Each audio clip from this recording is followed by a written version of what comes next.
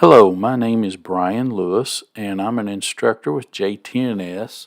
And today we're going to talk about summer heat and hazards for summer of 2023. Before we get started, I'm going to ask you to pause the video and talk about any near misses or accidents you may have had since you last met with your JTNS instructor. After you've had a fruitful discussion, go ahead and press play and continue with the presentation.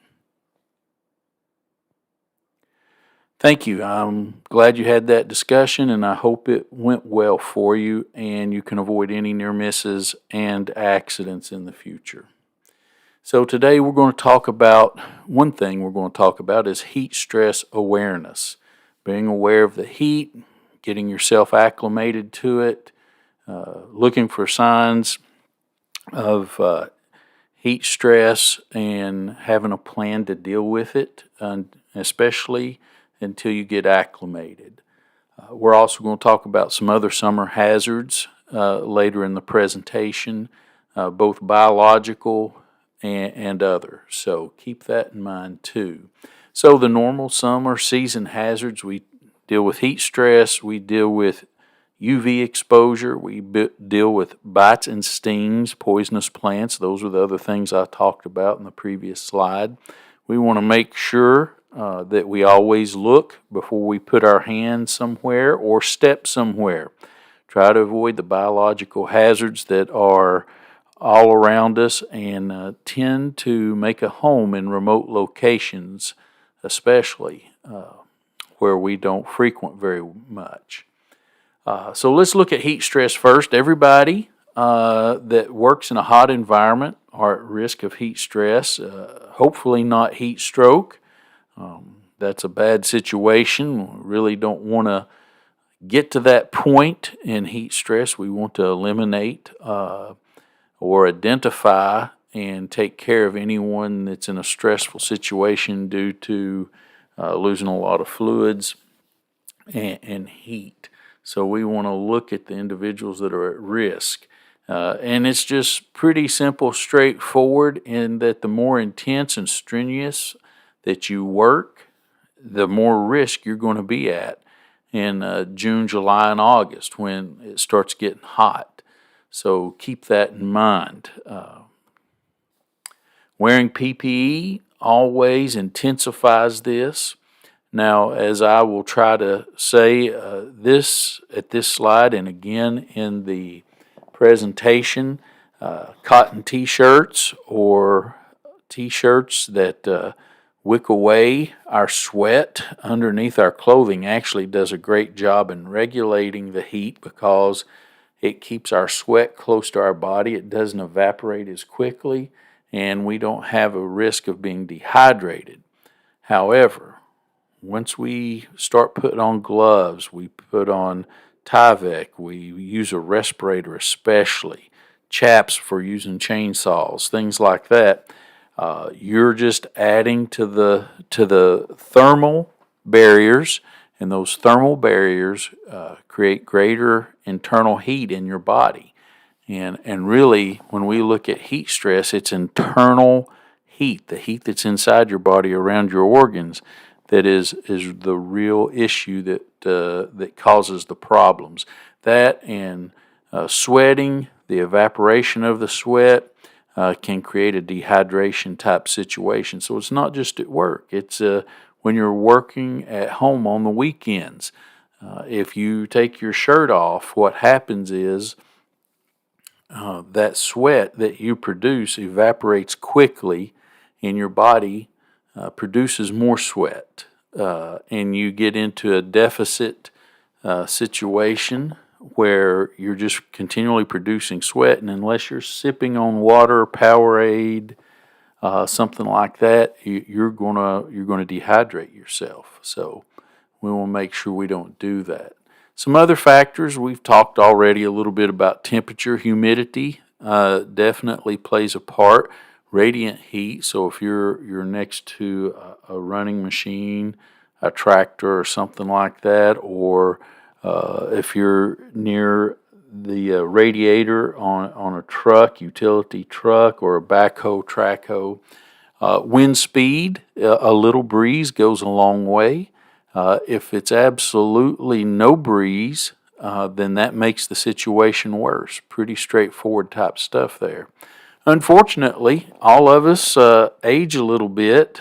Some of us have more weight than others and better condition. Some of us drink too much caffeine, or some of us have medication for different things health issues that we have. And if you get out there and you start going really intense in your workout and you've not acclimatized yourself or gotten used to the heat, then you're going to find yourself in a bad situation. It generally takes roughly 2 weeks for your body to get used to the heat when we get into July and August. That's just part of being a human being. And you need to allow for that basically 2 weeks for your body to adapt to the warming environment in summer type heat. Some other contributing factors is location of the site, the power sources. We've already talked about all this stuff. Temperature is not the only indicator. We need to be aware of the environment around us, not just look on the news in the evening for the next day or check out the weather on our phone. We need to take into account all of the factors we need to deal with. So what does the body do or how does it respond to heat? Well, it increases blood circulation. Among other things, your circulation allows the body to move heat from the internal part of your body out to your skin. And that is part of why your face turns red after a strenuous work or workout or whatever it may be. Physical labor does that, and of course the other part of the body's response is that you sweat, and that sweat produces cooling on your skin. And so our bodies are really incredible in that the blood helps move heat from internal to the skin, and then the skin sweats to be a little bit more effective as a heat exchange system. So it's pretty incredible when you think about it. So we want to make sure that we use the body system to our advantage. Like I said earlier, if you take your shirt off, that sweat will evaporate and it will cool you down, but then your body must sweat more. So you start losing water, and you need to replace that water as you sweat it off. Our bodies have a delayed thirst mechanism, and when you get thirsty, you're already dehydrated. Okay?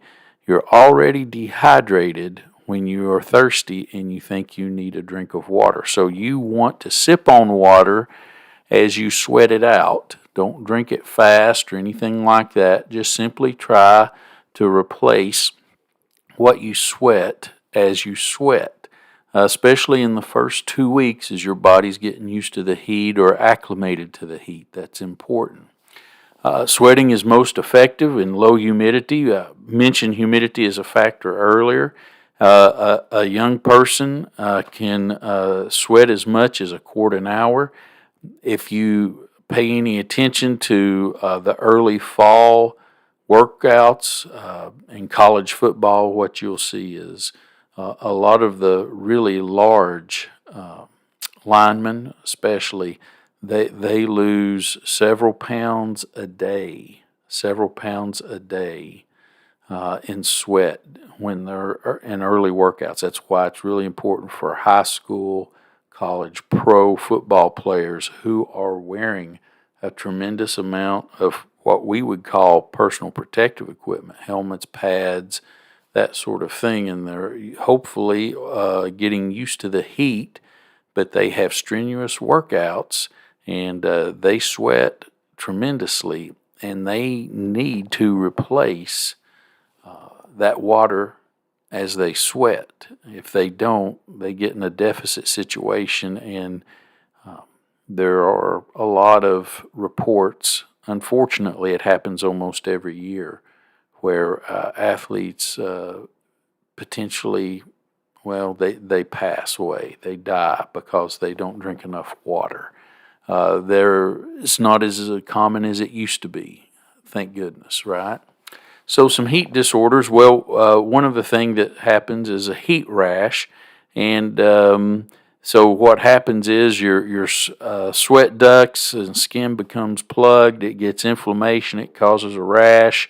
It's really uncomfortable. It's causes irritation, and you just want to wear clothes. I typically think of cotton, but there are other clothes that wick sweat away from your body, and you want to have material on you that allows your body to breathe, and that will help with any of the skin rash type stuff.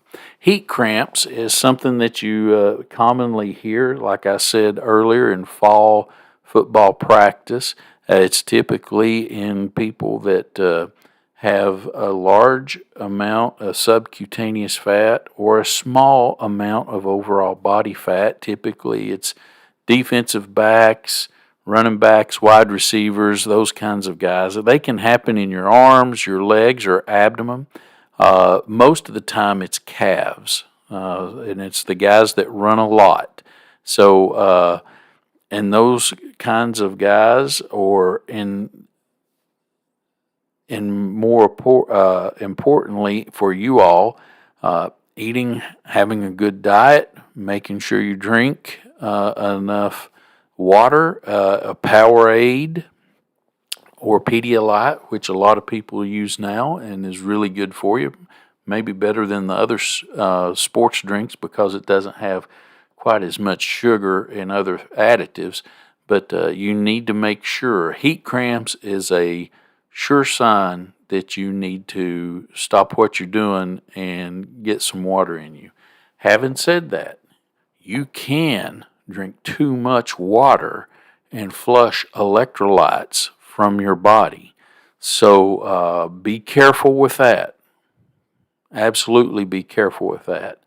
I don't like to tell people to drink some of the sports drinks in excess. A lot of people will drink water, then they'll drink a sports drink, then water, or Pedialyte, and then water, and they'll mix it because you do not want to completely flush your body of electrolytes. That causes your entire body to go into a cramp, and you don't want that either. Heat exhaustion is a mild form of shock, and what happens there is your blood and its removal of the heat is inadequate. You can't get the excessive heat out of your internal body, and so what happens is you really you go into shock, and you have to identify this because the next stage is heat stroke, and you definitely don't want to go into heat stroke. So keep that in mind. Now, heat stroke is very severe, and the people that get to heat stroke, it causes your body stops sweating, your body cooling mechanisms fail, and really people who truly enter the heat stroke stage require immediate medical attention. And the truth of the matter is, a lot of times in heat stroke, even if you have someone there, an EMT or a paramedic, they need to get fluids intravenously started into a person. But even then, it's a 50-50 shot of whether the person actually lives or dies. So we don't want to get to the heat stroke stage. What we want to do is identify heat stress, get fluids in a person, get them to find a cool shade and cool their body down because we want them to live, right? We want them to live. Some heat exhaustion symptoms is that the skin is clammy and moist. They have fatigue. They appear to be pale. Body temperature is slightly elevated in most cases. You don't want to leave the person alone. You want to get some electrolytes, some water in them as much as you can. You do need to make a call. If a person is unconscious or if their ability to swallow is impacted, well, you can't give them fluids because it may go into their lungs. So when you do an evaluation, you need to make sure that the person is capable of swallowing water or Pedialyte or a sports drink, whatever it is. Heat stroke, as we've said, a person stops sweating, they have a rapid pulse, they're mentally confused, they may have convulsions or their body temperature is really, really hot.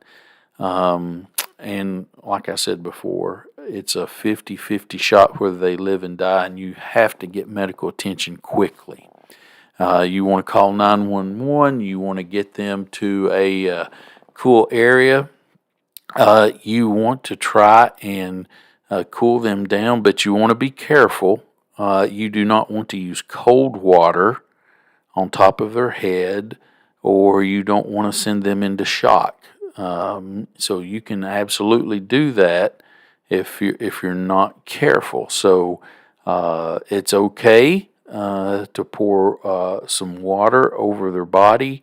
It's okay to maybe put some ice underneath their arms or blue ice underneath their arms. But what will happen is you have arteries there, and those arteries will help move that cold from the ice or the cold pack throughout their body. But if you start putting that cold on top of their head or in other places like an ice bath, what you're going to do is you're going to send them into shock and put them in a much worse situation health-wise. So we want to be careful. We want to fan them and we want to cool them down, but we don't want to use extreme cold. Okay, do not use extreme cold. Here's a nice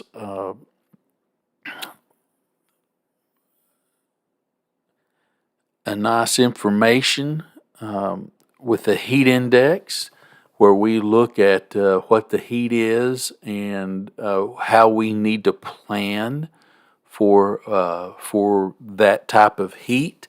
And you can find this on the internet. You can look at weather apps and get all kinds of information, especially for people that are older. The news does a great job identifying people at risk and warning them if you pay attention to the weather in the evening.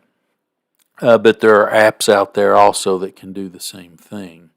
So prevention methods, we've already talked about being acclimatized. Give yourself an opportunity, usually about 2 weeks, to get used to the heat. Pay attention to the people you work with. Let them pay attention to you. Drink plenty of water, electrolyte replacement fluids, sports drinks, Pedialyte. I really encourage Pedialyte. I encourage you not to drink it too quickly. Just sip it as you go along through the day. Try to replace the sweat that leaves your body with that fluid, and do that, and everything tends to do all right. Some other things that are going to impact heat stress is caffeine, alcohol.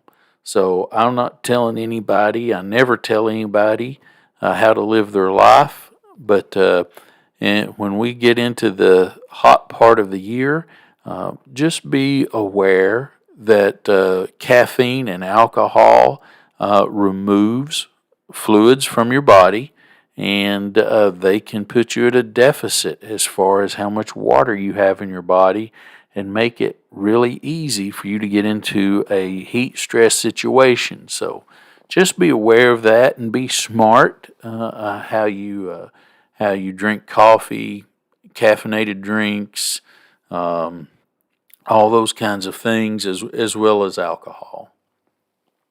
So spend as little time in the sun as you can. I know a lot of times that's just not possible, but it's also good, especially during the acclimatization period, that you take another break or two than you normally would, that you make sure water is available, that sort of thing. Wear light, loose-fitting clothing when you can. When you are taking a break, take your PPE off and give your body a chance to cool down. Put your PPE on before you go back to work, obviously, but it's important that we allow the body to get acclimatized, and it's important that we allow the body to recover. If you have to, if somebody's wearing a lot of PPE, job rotation is a really good way to handle that. So somebody's doing something and they've got Tyvek, they've got chaps on, a lot of PPE. Well, don't let one person do all the work. Rotate people. Let somebody take that PPE off. Let their body recover while somebody else works, and then switch out. If you can, anything that you know and identify as strenuous, go ahead and, if you can, schedule what you can in the coolest part of the day, out of the sun, intense sunlight. UV exposure, that's if you're working outside, it's something that you have to deal with. And melanoma is real. Having damage to your eyes from UVA, UVB, getting cataracts is real. So we want to protect our skin as much as possible. We want to protect our eyes as much as possible. So safety glasses that block UVA, UVB rays will help you with the cataracts. And if you can, wear long sleeves.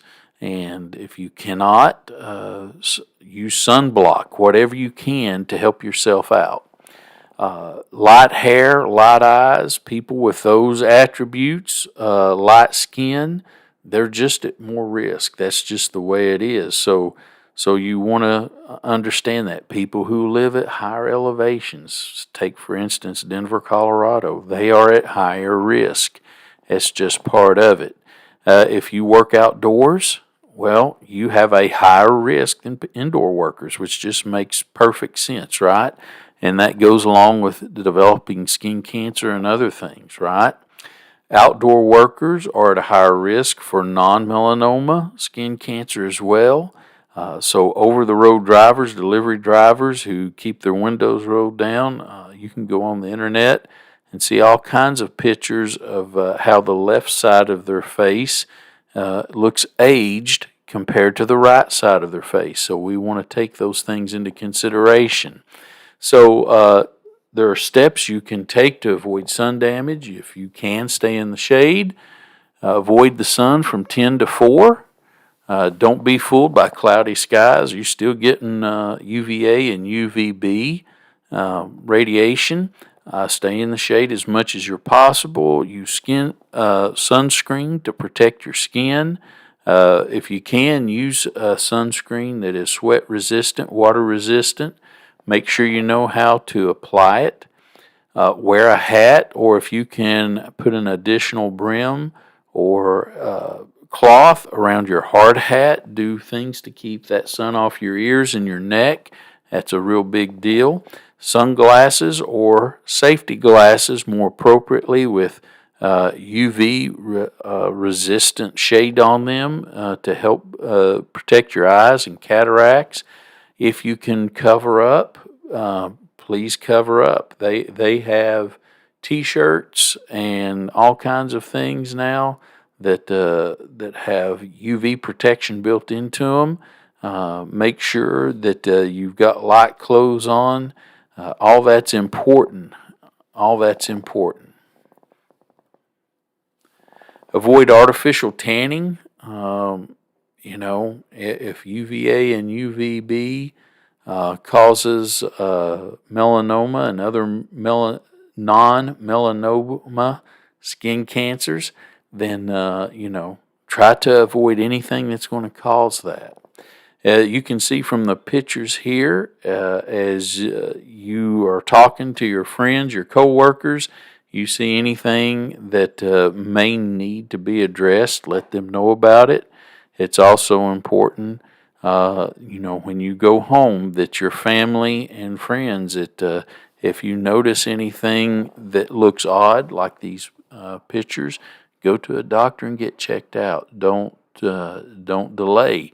Melanoma, if it's caught early, is very survivable. Once it makes it into the bloodstream, it's much more difficult, and so we want to avoid having to go that route if we can, right? So if you catch a lot of this stuff early, it's very survivable and very treatable. So we want to go that far, right? Look for anything that doesn't heal. Report anything to your doctor. Don't delay. So when we start talking about other hazards during the summer, we're talking about also bites, stings, poisonous plants.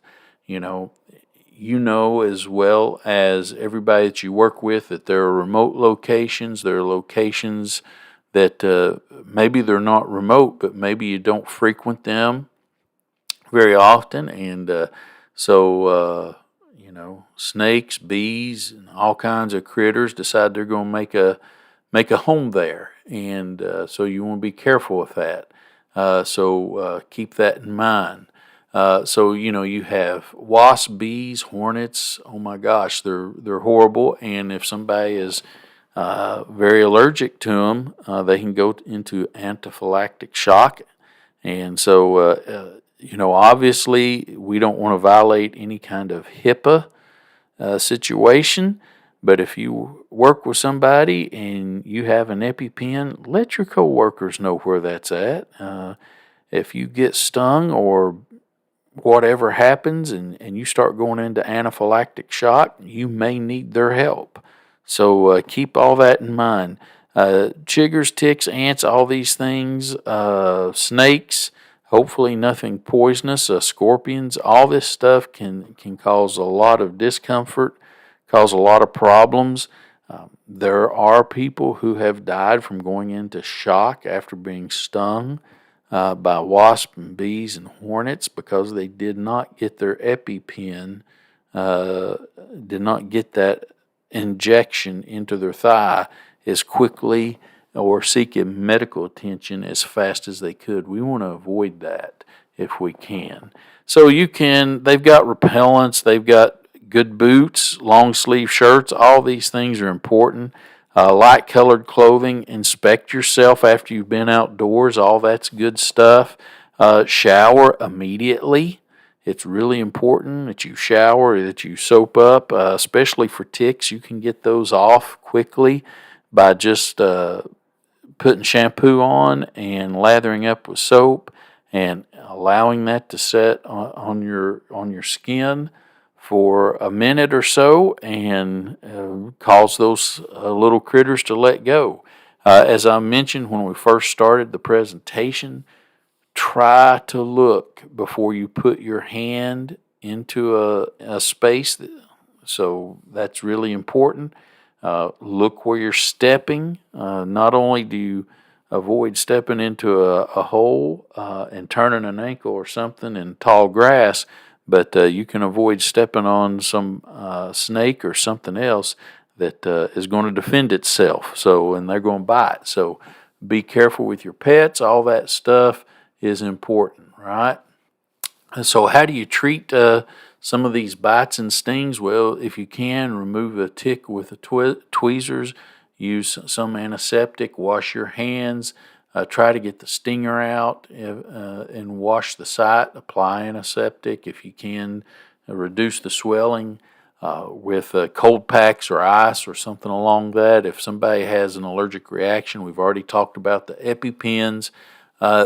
The snakes, if it's a poisonous snake, you need to get people to the doctor as quick as you can, whatever that looks like, however it looks like.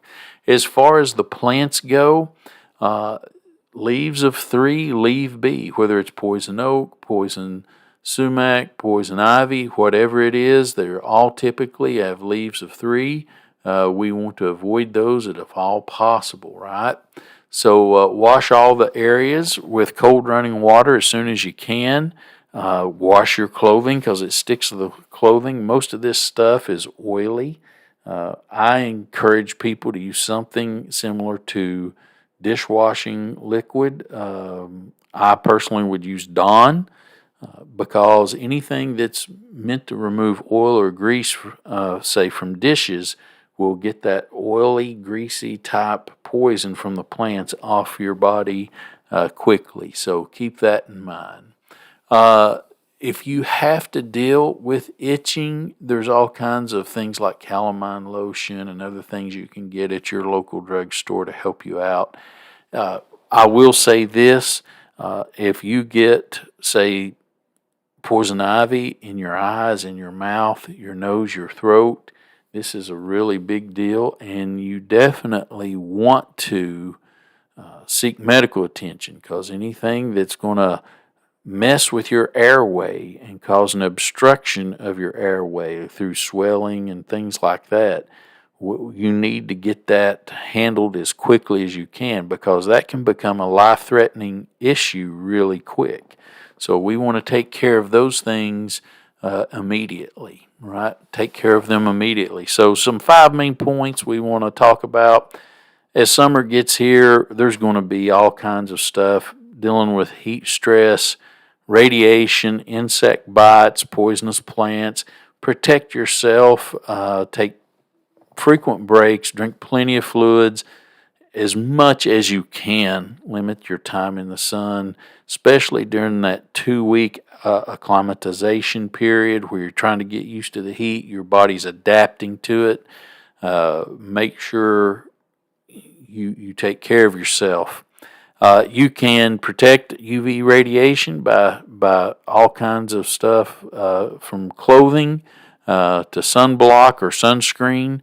You can avoid bites and stings by knowing what you're doing, paying attention to where you're reaching, paying attention to where you're stepping, avoiding the local biological entities, those snakes, those bees, those ticks, all those things. Be careful, be aware of where you're at and what you're doing. And as far as the other plants, leaves of 3, leaf B, pretty straightforward stuff there. So that's a decent review. I want to say I appreciate you paying attention to the presentation. If you have any comments or questions or anything that you want to address, please talk to your local JTNS representative instructor. They're more than happy to answer any questions you have. If they do not happen to know the answer to the question, they will do their very best to research it and get back with you. Once again, thank you. Appreciate your time. Have a great day. Have a great month. And your JTNS instructor looks forward to seeing you in the next trainings.